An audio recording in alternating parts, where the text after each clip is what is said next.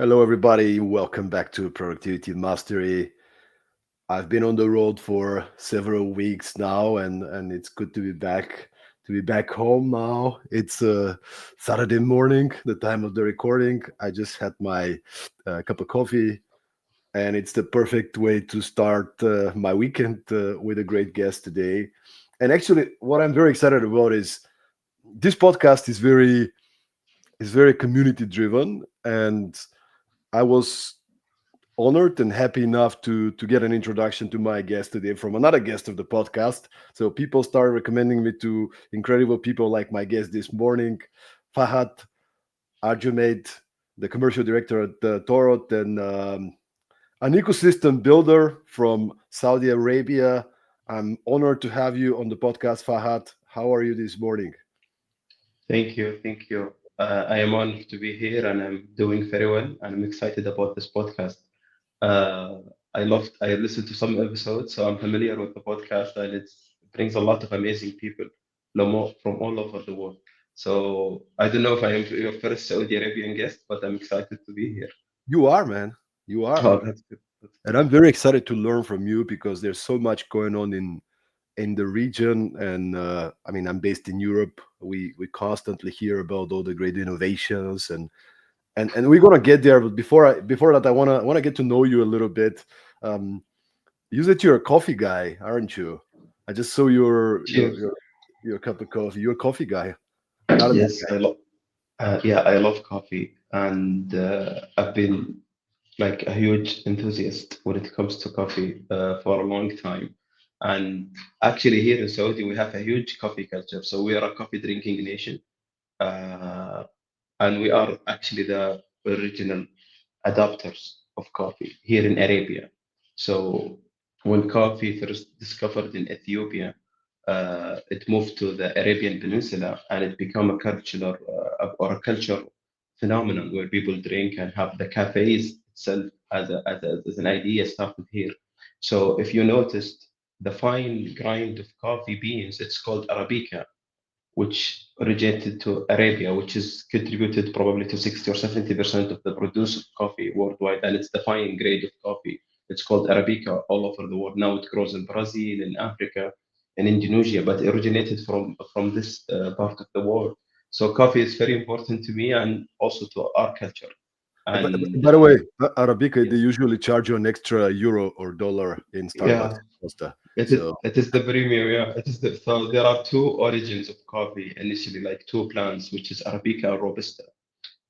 Robusta has more caffeine constraint, but the taste is bitter. But Arabica is more premium and more tasty, and the aroma of it is much more higher. So that's why it's more expensive, and that's why they call it Arabica because it originated here, and people just started to export it to other how do you like to places drink in the world. coffee? Are you espresso guy, cappuccino guy? Like, what's your favorite drink? Old-fashioned filtered American style coffee.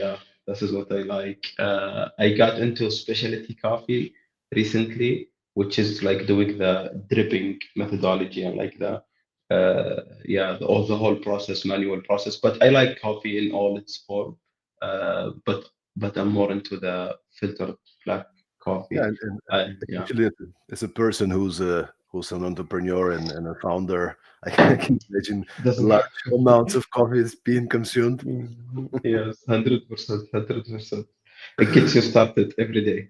Yeah, Fahad, give me a little bit about an idea about who you are, man, when it comes to startups, when it comes to innovation. Like, can you share a little bit about your background and especially your interest, your passion about the whole entrepreneurial ecosystem? of course. Let's just give the audience some background about myself. I lived here in Saudi Arabia. Then I graduated high school. Then I moved right away to the United States to get my bachelor degree on a government scholarship. So once I went to the States, I studied business administration finance in college. So I think you already also did study finance because I heard some of the podcast. So once I went to the States, when you go to college in America and you start doing all the business classes, research, and assignments. And so I got a little bit interested in startup companies and technologies in the United States. So I got interested into Silicon Valley. I visited Silicon Valley in 2015. I saw all the big names in tech, Google and Twitter that time, and Facebook and all the giants. So I've been fascinated with the whole ecosystem of technology. So that got my interest going. All my years during college, I following these companies, I research on them, and then trying to understand their products offering. So once I came back to Saudi Arabia in 2019, this is where the whole a new movement started in Saudi Arabia. So the entrepreneurship ecosystem in Saudi Arabia, it's kind of new in its formation, and it's going a lot of transformation. So once I came back, I started looking at the ecosystem, and I saw a lot of companies, Saudi founders, and many of them shared a similar story as me. They went abroad, studied, saw the innovation, saw the movement, and they want to replicate it here for the Saudi economy. So from there, I started working in different startups from one to another, and testing and trying different models. I worked in e-commerce most of my career when e-commerce seen a lot of booming in Saudi Arabia as well. Then I moved to logistics now, where I work with Torod, which is an innovative platform to offer logistics solutions through technology-powered platforms. We enable e-commerce sellers, e-commerce merchants to access the best shipping providers. And the market itself, when we say e-commerce in Saudi Arabia, it's growing very fast, and it's growing substantially at 50% annual growth rate even after COVID. So the continuous growth even after the COVID peak has continued. I think this phenomena is only happening here in this part of the world as well. So got into it. I started working. I got inspired, and I love the scene here. A lot of companies getting founded. A lot of VCs are participating. A lot of global interest coming into Saudi Arabia. So yeah, I've been working for 5 6 years now, and I'm enjoying it to the fullest. Yes. Oh, I can see, man. I can see. I just wanna say hello to.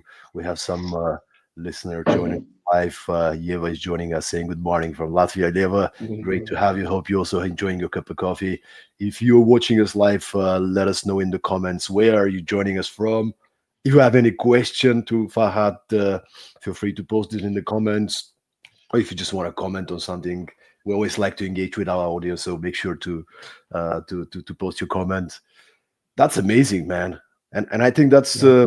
what you're sharing is I can relate to that. As you already listened to some podcast episodes, you know my background that I've also been living abroad, and there's something about going somewhere else, especially when things are happening. In your case, Silicon Valley, right, the center of entrepreneurship, you may say, and then you see all those experiences, and you go back home, and you see your home, but from a different lens.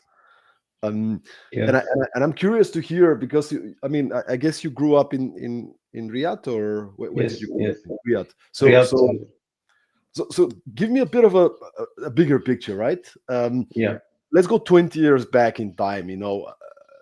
Give us about a bit of a picture about Riyadh and the region. What was the mindset? You said the last several years, you know, the region started focusing on entrepreneurship and this. But before that, what was Riyadh like 20 years ago? And then when did this huge focus on innovation and startup started? Of course. So let me give you a broader background about the Saudi economy as a whole. So Saudi, as most of your listeners might know, it's an oil producing country, one of the biggest oil producing countries in the world, and the leading exporters of oil globally. And the economy is oil based for a decade. So Saudi Arabia actually is a very young country. We just celebrated a few months back our 94th birthday, like national day. So it's not as older of country as like the States or Europe, but it was reunited uh, 90 years ago probably, and the oil was discovered, let's say 60, 70 years back. So the economy was shifting towards oil industry. oil ecosystem, oil producing companies, all the infrastructure to have a huge producing capacity. That was the Saudi economy centric around oil producing. So oil contributed probably to 90% of the GDP, like 10 years ago, probably. And that was a huge risk. So we were lucky. We had Crown Prince Mohammed bin Salman, which his Vision 2030 is the new strategy that Saudi Arabia is moving for, and he started this vision in 2016. The vision was launched, and the vision core goal is to diversify the economy away from oil. So we are an oil dependent economy, and we want to shift our resources. We want to shift our economic power into different industries while maintaining, of course, the oil producing capacity, but as well empowering the private sectors, developing the educational system, the innovation system, etc., etc. So the whole idea of Vision 2030 is to make Saudi Arabia more competitive when it comes to technology, tourism, sports, and different industries. So this is where the whole movement started. So Vision 2030 was the main strategy for all of that, and part of it is the innovation ecosystem.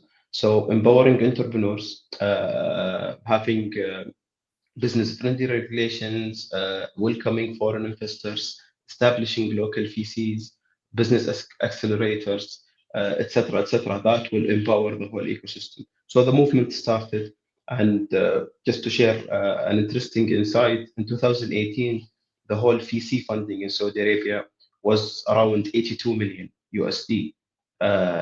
Last year, it was 1.4 billion USD with a B. So probably 21x growth in just 5 years. So that shows the whole movement and what's happening. And Saudi now leading the MENA region, which is Middle East and North Africa, in total funding value. So last year it was probably third of the whole VC funding in the MENA region happened here in Saudi Arabia, and particularly in Riyadh. Riyadh is the capital, is the economic superpower of Saudi Arabia. This is where all the big company located. This is the financial center of the country. And also, this is the innovation ecosystem where it all happens here in Riyadh. So, Saudi Arabia now is trying to diversify the economy away from oil into new sectors. So, we see Saudi Arabia now is opening up for tourism, a lot of cool heritage, a lot of amazing sites that we have, and amazing coastline along the Red Sea, and a lot of places that people wants to see. And Saudi Arabia is now opening up to that, as well as when it comes to empowering even the sports ecosystem. Saudi Arabia is now attracting a lot of global sports event. A lot of sports fans are coming here. You might heard about Cristiano Ronaldo moving to Saudi Arabia and all the big names, all the big Are you a Europeans and football guy? superstars. Are you a football guy? Yes, yes. I follow the team that Ronaldo plays for. Yeah, that's my team. Is Yeah. it? Yes, Oh man, yes, you, and you Nasser, probably and love Nasser. that, man. Basically, yeah, like I wouldn't imagine Ronaldo playing for Al Nasser 10 years ago or 5 years ago, but now it's actually happening, and all the interest and all the attention. Actually, this summer I was traveling to Bali, Indonesia, and everybody was asking me about Al Nasser and Ronaldo. Like it's amazing how football could change, uh, or start a new perspective in a country. Like everybody's interested to learn No, but and this ask is a about massive Saudi Arabia. endorsement, man. This is a massive Yes, yes. endorsement because if you have, I mean, you might be a Messi guy, you might be a Ronaldo guy, but it's number one or number two in the world ever. Like this is Yes, either the best or the second best football player in the world, depending on who you 100, support, right? Like, and this guy comes and 100, says Saudis, like the Saudi league is getting competitive to the French league and to the European leagues, and you gotta come here. It's, I mean, it's a huge endorsement of trust as well. 100%. And created a huge movement where all the other players got inspired and they moved year after year. We're getting more premium or players who are there still in their prime playing here in Saudi Arabia. So the league is very competitive and there is a lot of good teams and it attracts a lot of audience. And this completes the whole movement for sports, global sports hub. So we are hosting UFC fights, PFL fights. Formula One is happening in Saudi Arabia. Formula E was started in Saudi Arabia. So there is a lot of movement in sports, in global sports happening here, which is very exciting for a sport So that's so junkie like me.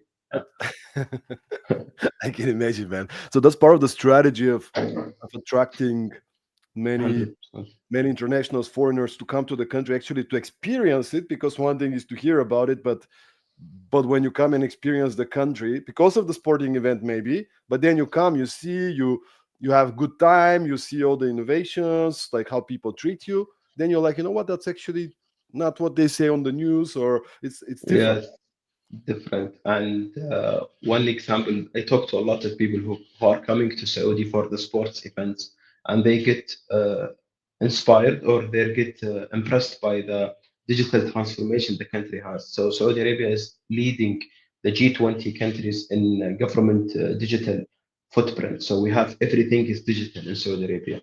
Your government processes, your government transactions, your e-visa, your tourism paperwork. You don't need anything physical. Everything is happening on your phone and it's totally digital. So people come and they have to do everything digitally and they're impressed like how this is they coming from Europe, from the United States, from advanced economies per se, and they see everything here is being digital or transforming into a digital infrastructure through your phone. You could do all your paperwork, you could do all your needed visa requirements. Even to start a business, it takes you probably 5 minutes to open up your company through your phone. You don't need to visit an office, you don't need to go to the bank. So the digital infrastructure in Saudi Arabia is incredible. And it coming from somebody who lived in the States, for example.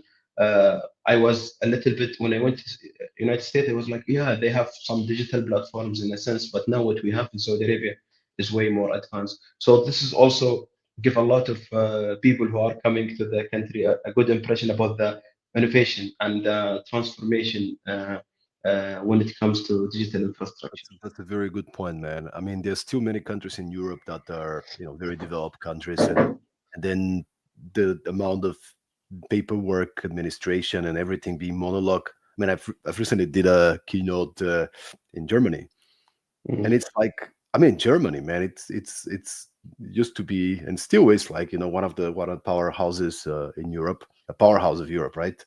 And there's so much stuff. It's still not digitalized. It's still going the old way, and it's like, come on, guys, what year is it? Mhm. Was it Yes. Saudi? Was it Saudi that gave citizenship to Sophia the robot?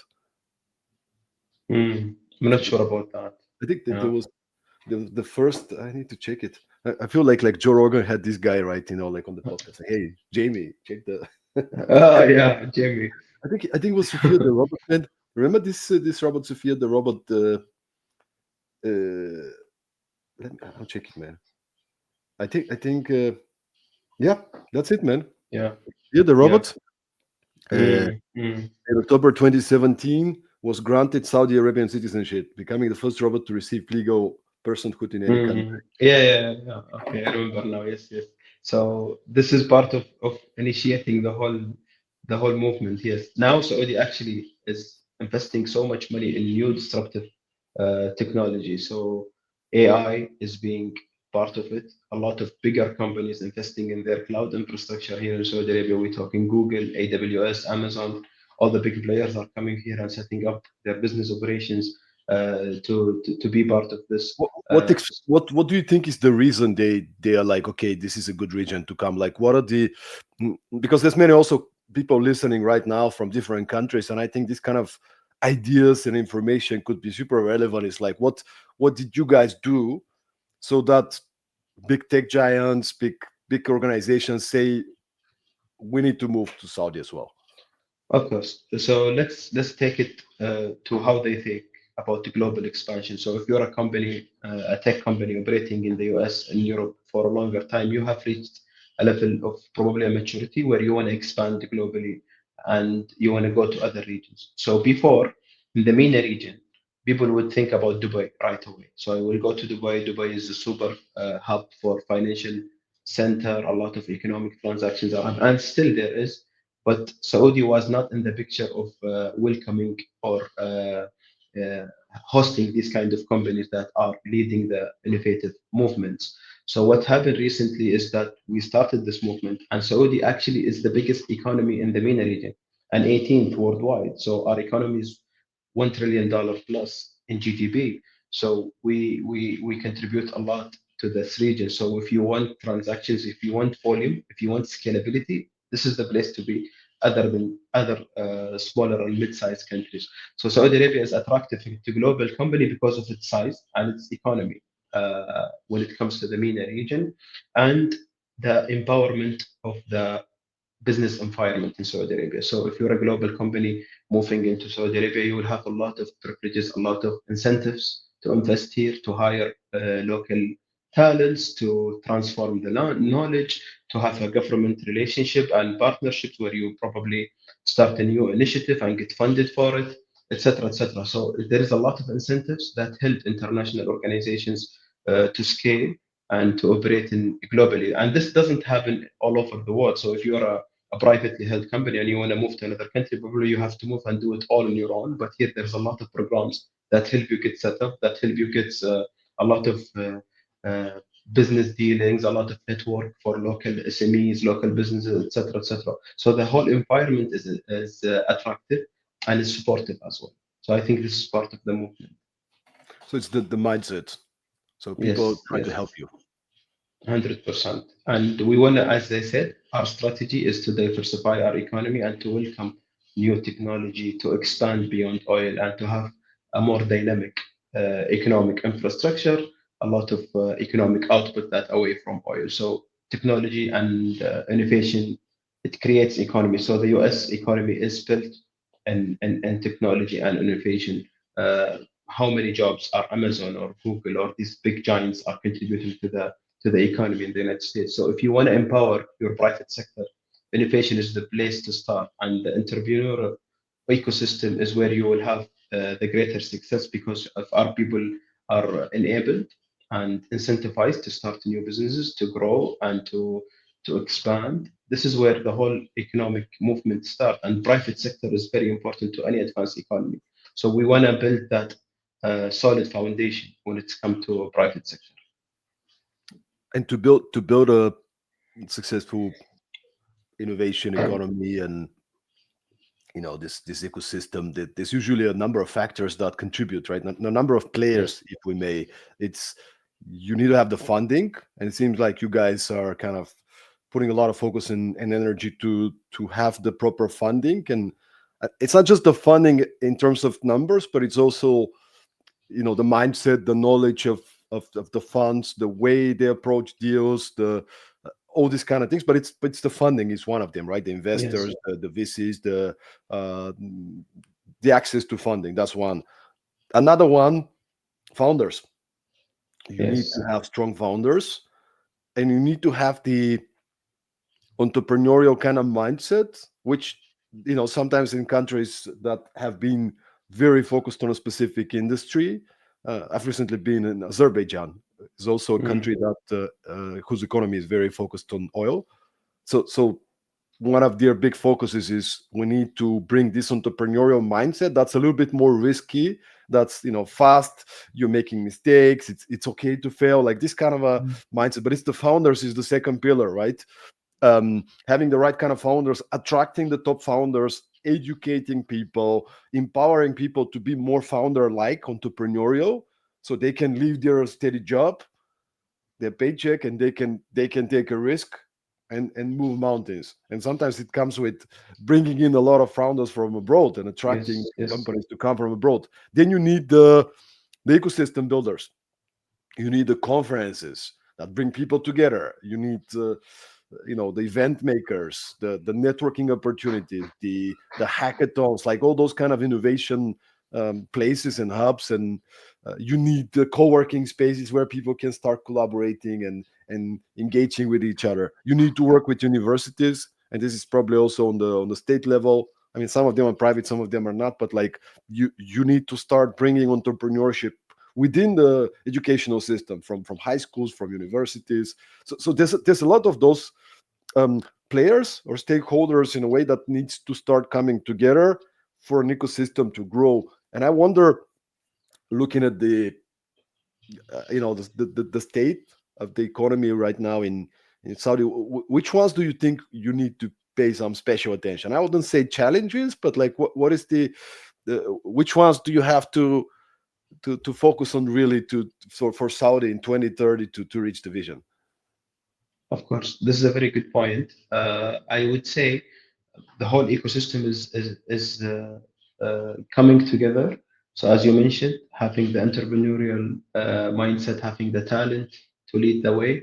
We already have a lot of Saudis who are entrepreneurial and looking to start. Now we have serial entrepreneurs. We are they're starting one company, like for example, Kareem, which is like the Uber of the Middle East, was acquired by, and one of the founding team was a Saudi guy, and it was acquired by Uber. And so many people from Kareem ecosystem started so many different companies, startup companies. So that is building, that culture is building itself. And when it come to co-working spaces as well, all the business accelerators, all the global players are coming here, Techstars, Global 500, all the big guys are coming and setting up here in Saudi Arabia. I think where we need to focus and enhance more, to your question, is the university ecosystem. We need to have more collaboration between the researcher, the innovators inside the academic institutions, and connecting them with more people on the entrepreneurial side to make the research or the IPs come into life and commercialize them. I think some people are starting to do that as well. Some companies are, and I think there is a huge room for that because universities usually are the source of new ideas, disruptive ideas, and the best minds are in the universities' labs, of course. That's one, yeah. The researchers, as you said, the researchers who understand the business value, like the entrepreneurial side of, because they come up with innovations, they come up with new inventions. And the second Yes, part, as you mentioned, is having having students when when they graduate, even before they graduate, to be willing to be entrepreneurs, but also many of them to be employable in a yes, startup or in a scale up, because many of yes, them they're not ready. If the school doesn't prepare them to be more entrepreneurial and to be ready to join a startup, like a founder or like a startup, they need to spend 6 months, 12 months to train them, to get them their mindset in place so they can mm, deliver value for the startup, because they might be a lot more traditional. yes. um, Yes, actually, let me give you some background about the younger populations in Saudi Arabia. So Saudi Arabia is a relatively young country in terms of population. So the median age is like 29, 30. So a lot of young people are coming out of universities and coming out into the job market. And being somebody who's leading teams and building talents, I hire a lot of fresh grads coming into the markets, and surprisingly, their talent set and their mindset is fit for a startup.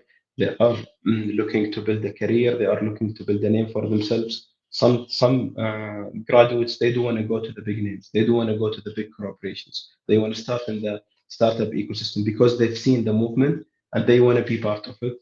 Maybe they have business ambitions they want to achieve in the future and start their own business, or they just want to be part of something bigger than just doing a typical corporate job. So the mindset for younger populations in Saudi Arabia, younger students, actually trending towards startups. So in the future, if you visit Saudi Arabia and you go to this any technology-based conference, you would see a lot of young talents working for startups in Saudi Arabia.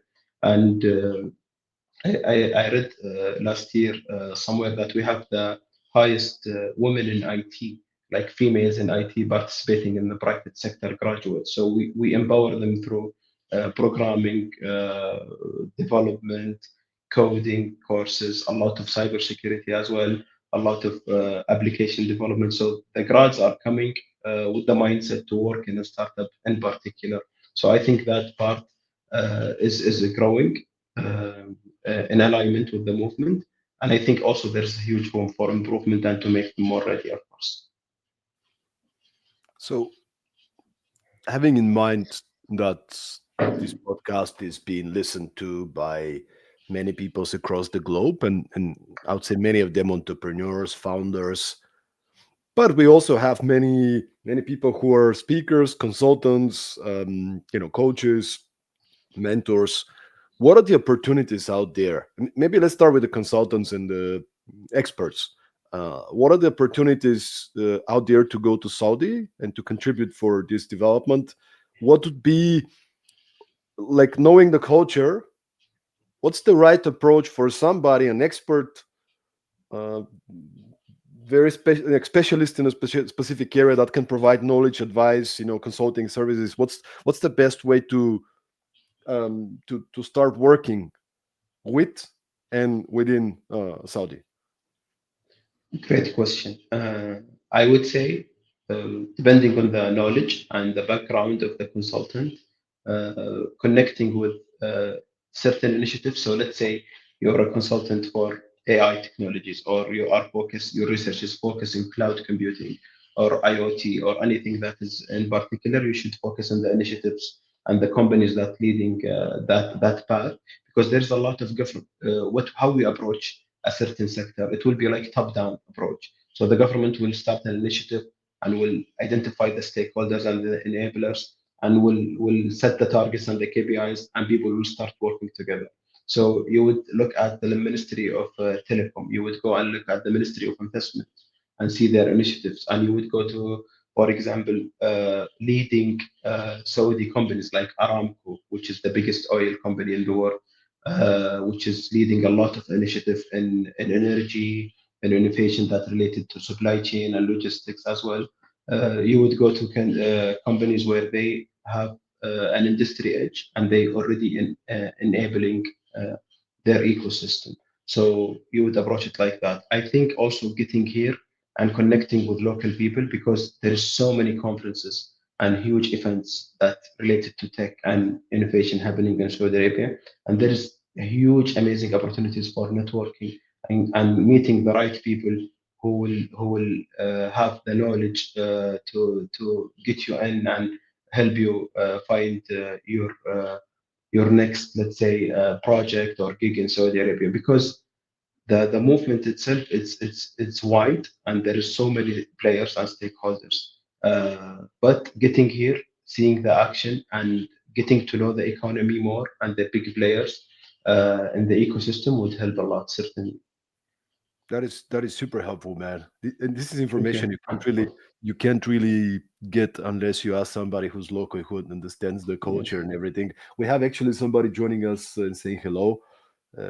Salman is saying, "Morning, guys. Greetings from London." Hey, Salman, I great to see see. you. And then he's jumping on the coffee topic and saying, "Habesha coffee, sweetest coffee bean." Yes. Great to see you on the podcast, Salman. Great to have you this morning with us. And talking about coffee, that was actually my next question. Is, man, like in business networking, you've been in the US, you've been traveling. Every culture is different. For example, I spent 10 years in Denmark. In Denmark, people are very open for, and this is probably the right approach. Is you invite them for a cup of coffee. You never sell them anything. Mm, If you start selling them or telling them, "Hey, I have this thing I want to show you, I want to sell," like they're off, most likely. But you can always say, "Hey, I see you're doing cool things. I would like to meet you and just learn about what you do." And then you have coffee. They usually very quickly will say, "What do you do?" Like, mm, very quickly get to the point. They're very kind of calm, and they're curious and friendly, but probably very quick in the conversation they'll say, "What do you do?" They'll get to the point, mm, right? I know there's some cultures that they like to get to know you and have some food, like so you have to earn their trust before you can start talking business. I'm curious, what is the approach? Like, imagine a foreigner, like European, comes to Saudi for the first time, have no idea about, but they want to connect with people, they want to meet people locally, potentially start collaborating, working together. What's the approach to get to know people? of course. One thing about the Saudi culture is very hospitable. So a lot of hospitalities are part of our culture. So drinking coffee, inviting you to lunch, dinner, is kind of establishing the relationship based on sharing food, sharing a meal. It's very important in our culture, and it's part of our traditions. So if somebody is visiting the country, this is where you start with them. So you meet a local, most definitely they will take you out and you will eat with them and talk about your personal life, making that personal connection, then getting into the business. It's similar to what you're saying, but I would say it might be more abroad than just a cup of coffee. But again, it depends on the environment. If you're meeting somebody on the streets or in the hotel lobby, of course, it will be different than just meeting somebody at a conference for technology or a business setup. It depends on the settings, but usually the Saudi culture is more dynamic. The younger generations are business oriented, so they identify the opportunities, they see the value right away. You don't need to communicate it for longer time. If there is value, if there is a potential for a collaboration, they will be they will be proactive in approaching the case itself. So So would you say yeah, you have to be more direct if you see a mm, concrete, let's say online, you want to reach out to somebody, and is that going to be email, LinkedIn? Like people are kind of open for those kind of things, and should you right away say, hey, I saw this thing and I think we can collaborate. Would you be up for a meeting, like very directly, or it's a little bit more, let's get to know each the, other. I see you're a cool person. definitely. I would say if you are approaching it online through LinkedIn or email, just ask for a meeting, like 20 minutes if possible, or 30 minutes call, and just introduce the opportunity and yourself within that call, because things are moving very fast here in Saudi Arabia. So people are getting more accustomed to just having more efficient communication and getting things done on a faster pace, because everything is moving in that direction and you don't want to be like delaying stuff on that. So be direct, uh, explain the opportunity, show the value proposition, and people will connect right away. I think this is what I do. And I think most of also the new generation of leaders in Saudi Arabia are Western educated. So they studied in the US, they studied in the UK and Australia and Canada.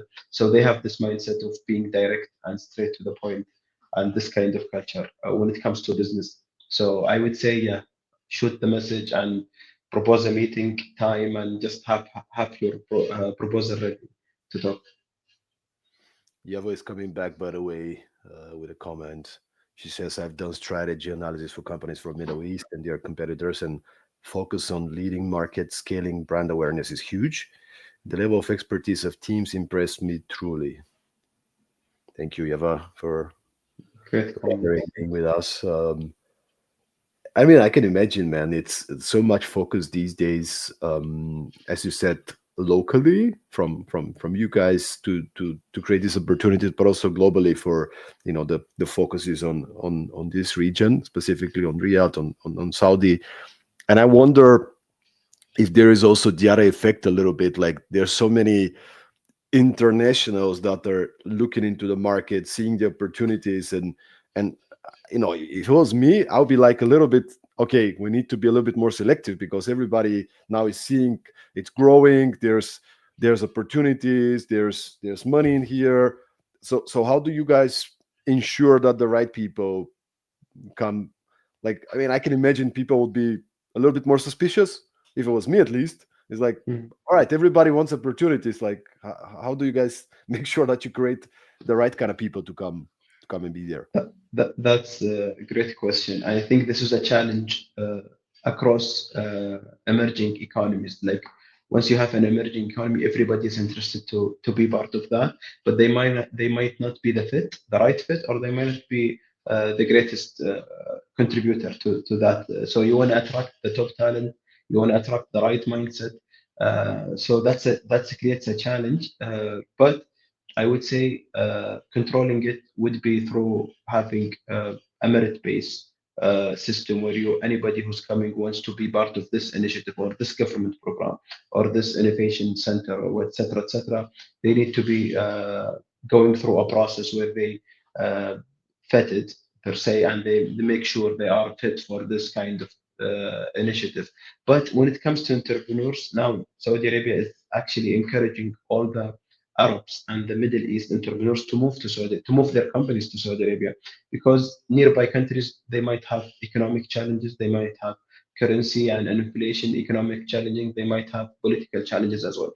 So Saudi actually encouraging them to come and continue your company and your business here, because these are people who proven themselves. They actually built a startup in Egypt, they built a startup in Morocco, they built a startup in Dubai. So I know you can deliver value. Come here and make it bigger. So this is the mindset that we approach top talent with.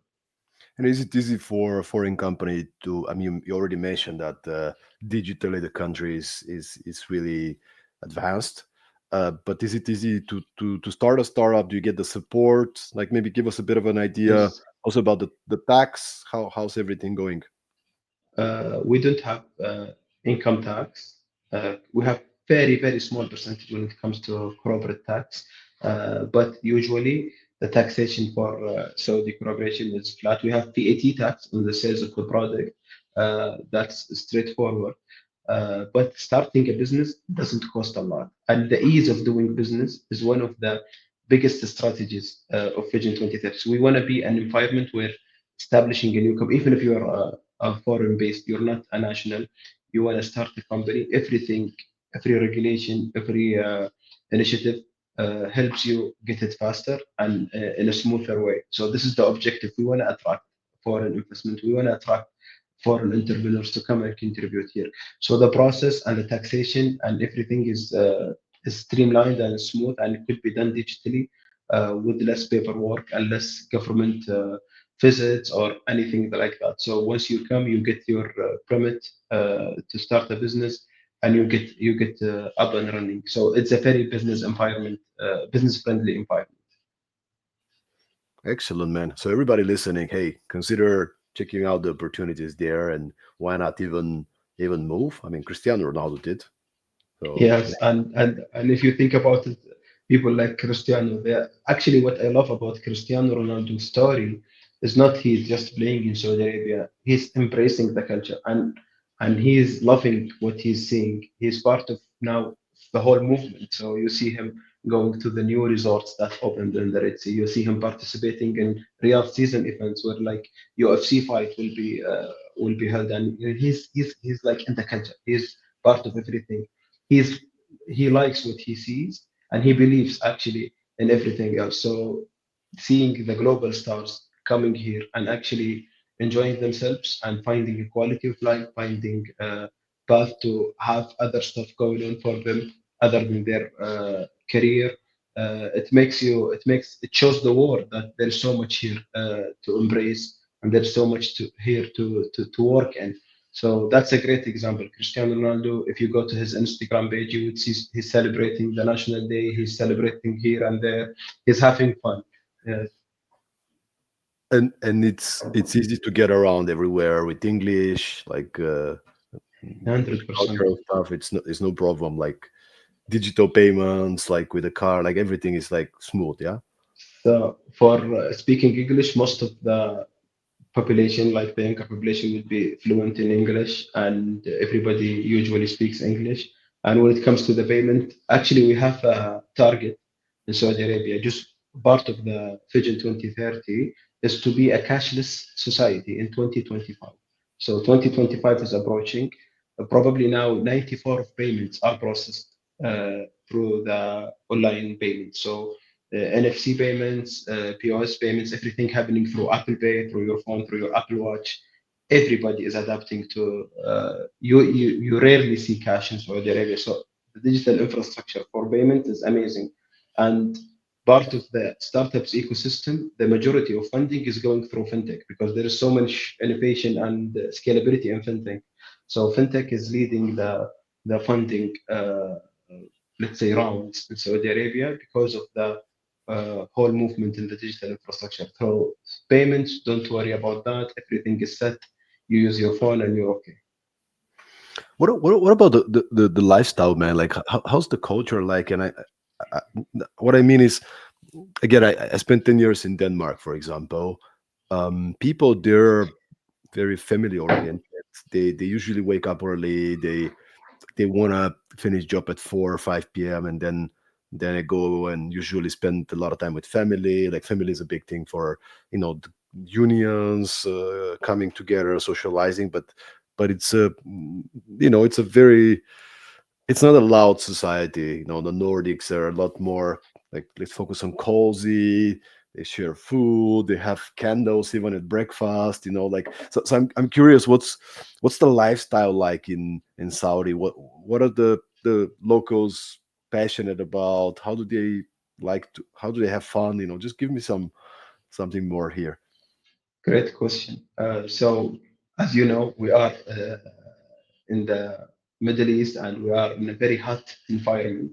So, when it comes to heat and summer, weather is not the best and is not friendly to you. So, we get a lot of heat, sun heat. So, people usually uh, make their life around the evening time. So when it's a little bit cooler, where is there no sunlight. So the life here, the lifestyle here is more into the evenings and the nights because of the heat. Because during the day you sit in the office and you work, or you stay at home under the air conditioner because it gets very hot in Saudi Arabia.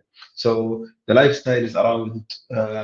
Like in a city like Riyadh, coffee culture is huge. So a lot of people they like to go out and experience different kind of coffees. They like to hang out in coffee spots, as well as different social activities. So now, when the weather is nicer, people would like to go out and sit outdoor and have a small, let's say, picnic or like having small activities. But the lifestyle in Riyadh, it's very fast-paced movement. So when you are working, you're in that zone where you just everything moves very fast, and you're barely catching up on things and going from one place to another because there's so much going on. So for entrepreneurs, it's fun because there's a lot of conferences, a lot of networking events, a lot of things happening, so you want to be always involved in these kind of things. So for people, and I assume in your audience who are more entrepreneurial, who likes to be part of that, they would love it because there's so many places, and some of them are just concentrated in one place where you could just go and meet founders, meet investors, meet stakeholders. So the culture in Saudi Arabia is chill. So many people are just they like to go out nice, enjoy a cup of tea or a cup of coffee and hang out with friends and family. Our culture is family oriented.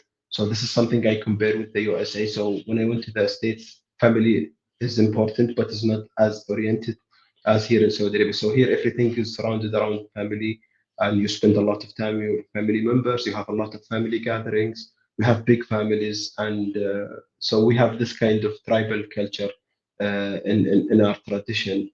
So this is also very important. So yeah, I think that's it in terms Can of you can culture. you compare? You started comparing, but can you compare like Riyadh with New York and with San Francisco?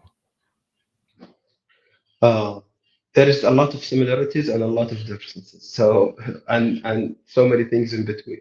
And Riyadh, when it comes to business center, business hub, I see more into like New York style. There's a lot of big corporations, big firms, big banks are located in center area, and the lifestyle itself is different, totally different. Because in Riyadh, as I said, it's more into like not like a center downtown where everything happens like Manhattan, for example, New York. No, Riyadh is more spread out. There is so much to do in Riyadh. There is the old Riyadh, there is the new area of Riyadh, there is the historical city, which is the Diriyah inside Riyadh. So there is so different spot of the city where you can go and experience different parts of it. So it's very diverse. So I it's would more say it's more Riyadh. like in that sense, is it more like London, like more spread out and Yeah, yes, mm. exactly. So every section of the city has its own identity and brand and activities going on. Yeah, definitely. And it's very diverse. I think Riyadh is similar to New York because so many different nationalities live in Riyadh. So a lot of people from all over the world. You would meet so many different people coming all over, working and living in Riyadh. So that's similar to New York per se. And the food is amazing, which is also similar to New York. I recently did a boot camp, a leadership boot camp in London, and I know just walking down the street and these type of super fast-paced cities, right? Yes. And I'm just for a few days there, I'm like, man, how do people deal with FOMO, fear of missing Mm, out? Like, and I mm. and I wanted to ask you this question: is with all these opportunities, like it's just insane how many things are happening. You can't really keep up with all the developments. Like how do you manage to find your focus and deal with the fear of missing out? Yeah, 100%. I had this conversation with a friend of mine a few weeks ago, and we were talking there is how can we catch up with all these new opportunities, new things that's going on, and how can you just be aligned with everything because you can't.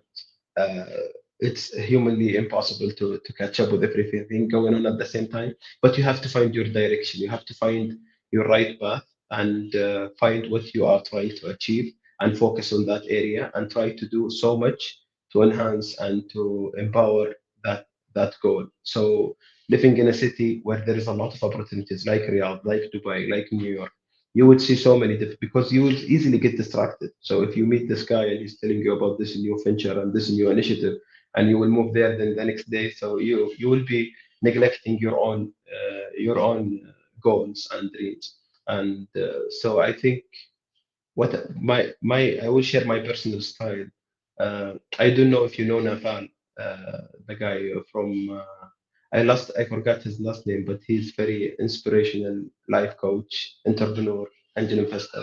He's very famous on Twitter, on X right now.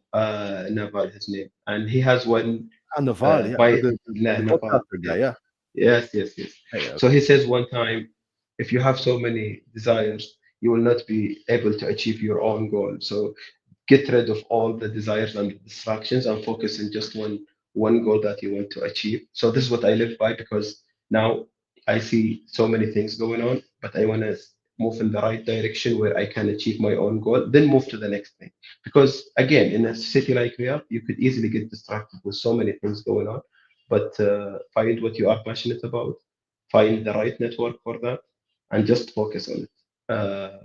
I think that's the key. What is your take on AI? Is that a trend that for you is like you're looking closely, you're like super excited about it, or right now it's not something that you are, you know, just try to stay focused on whatever you're doing?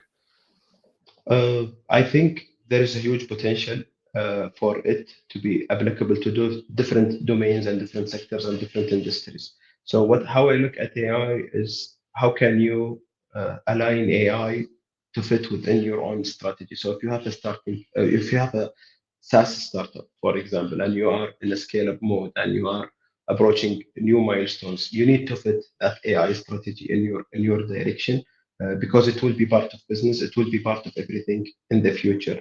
But the whole movement, I think it's promising, but there's so many people are entering it with fake approach, I would say, because I've met a lot of people. They say we have this AI and we have this AI, but how can you actually make it commercially feasible? How can you scale it? How can you go to the market with it? I think this is the challenge. But Saudi Arabia itself is embracing the AI movement, and we are investing a lot of infrastructure when it comes to ships. From NVIDIA, for example, Saudi is buying a lot of ships to semiconductors. We are investing in the cloud infrastructure as well. So we want to build the ecosystem here, and we want to be a global hub for AI. But on the entrepreneurial level or on the individual level, you have to find where can you fit within this ecosystem because it's broad and you need to have something that can compete on the long term.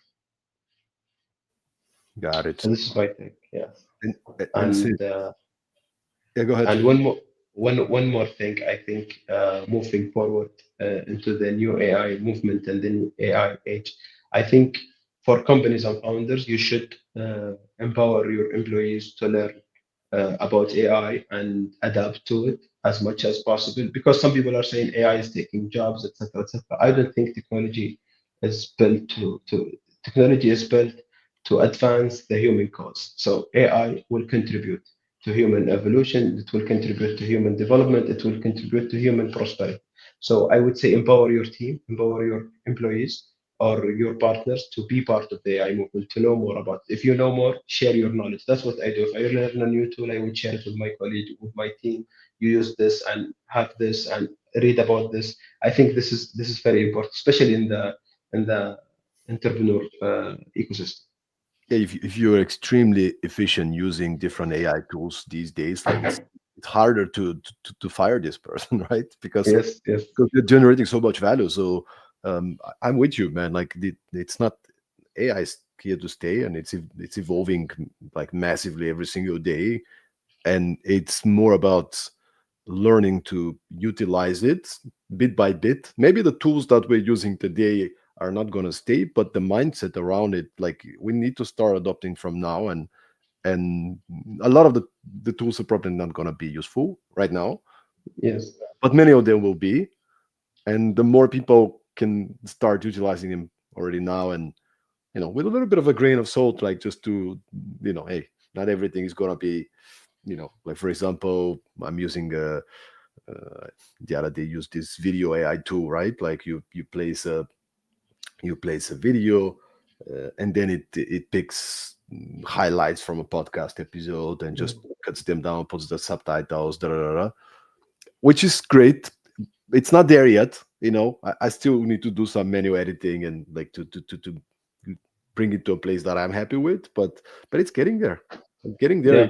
and it's the time for calculation is getting shorter, and so I mean it's coming, man. It's coming big time, and we need to be ready. But tell me about, because this is the podcast about productivity, right?